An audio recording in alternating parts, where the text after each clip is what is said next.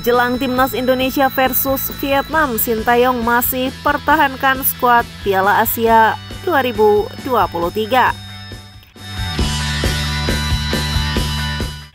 Asisten pelatih Timnas Indonesia Nova Arianto memastikan tidak akan banyak perombakan tim untuk melawan Vietnam.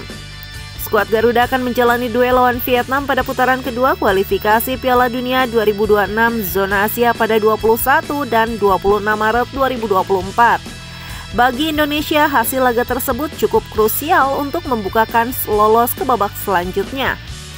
Menariknya, diprediksi tidak akan banyak perubahan terkait komposisi pemain yang akan dipanggil ke timnas. Menurut Nova Arianto, komunikasi dengan Sintayong terus berjalan.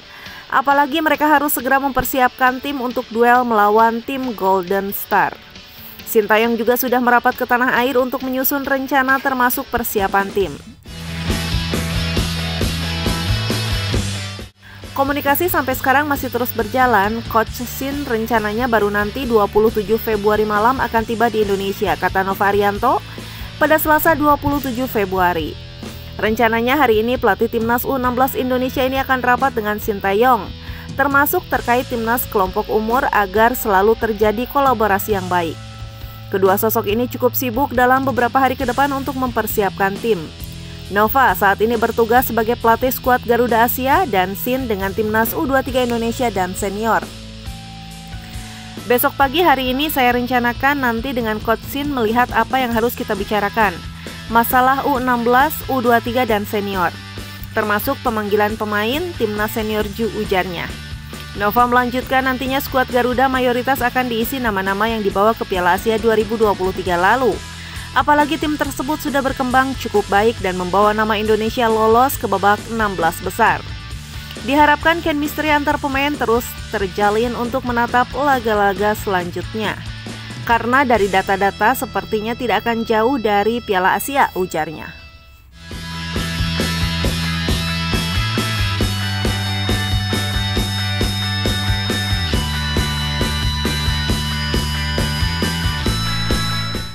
Mengapa Nova Arianto ngotot terapkan aturan tinggi minimal 175 cm untuk pemain Timnas Indonesia U16? Nova Arianto menjelaskan alasan dirinya menetapkan syarat tinggi badan minimal 175 cm untuk pemain Timnas Indonesia U16. Nova menyebut bahwa ini demi masa depan tim Garuda yang cerah. Saat ini Nova sedang memimpin seleksi gelombang ketiga Timnas Indonesia U16 di Jakarta pada 25 hingga 28 Februari 2027. Dia memanggil 34 pemain.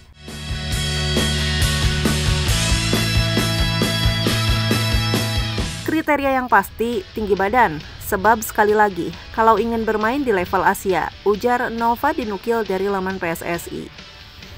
Tinggi badan menjadi hal yang sangat lama, terutama kalau kiper, bek, dan penyerang. Saya harapkan memiliki postur di atas 175 cm, jelas Nova. Saya menyiapkan gen timnas ke depannya dengan postur yang tinggi, sebab alasannya tinggi pemain minimal naik 1 cm per tahun, tutur Nova. Nova memperkirakan setiap pemain akan mengalami kenaikan postur 1 cm dalam setiap tahun, sehingga bakal menyentuh 179 hingga 180 cm ketika berusia 20 tahun. Ambil contoh, pemain saat ini tingginya 175, dia akan naik sekitar minimal 4 cm atau tinggi 179 sampai 180 cm saat usianya genap 20 tahun, ungkap Nova. Sebab tinggi pemain di umur 20 tahun itu sudah maksimal. Itulah mengapa saya mencari pemain yang minimal 175 cm, tutur arsitek berusia 45 tahun itu. Nova masih berburu pemain terbaik untuk Timnas Indonesia U16 yang akan dipersiapkan untuk Piala AFF U16 2024 dan kualifikasi Piala Asia U17 2025 pada tahun ini.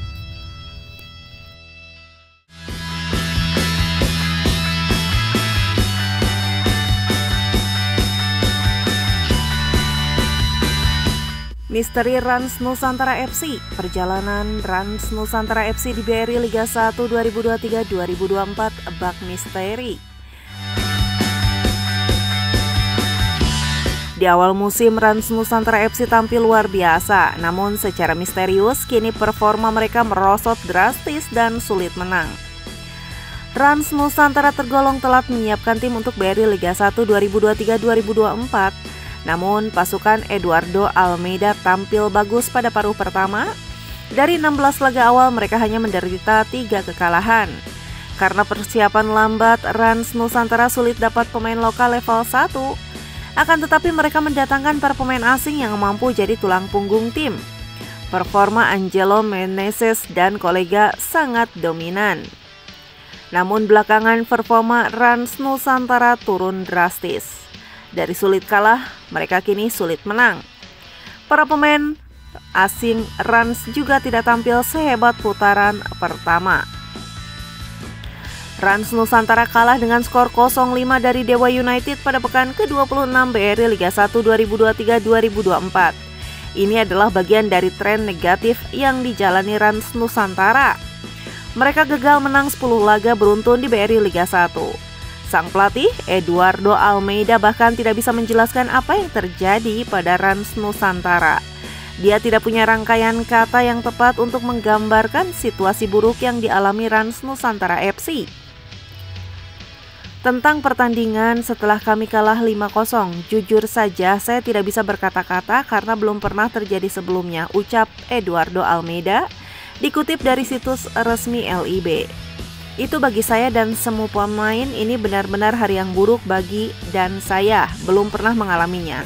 Sehingga saya tidak tahu harus berkata apa, sambung pelatih asal Portugal tersebut. Krisis yang dialami Rans Nusantara FC sudah jadi perbincangan publik pada pekan ke-25 BRI Liga 1.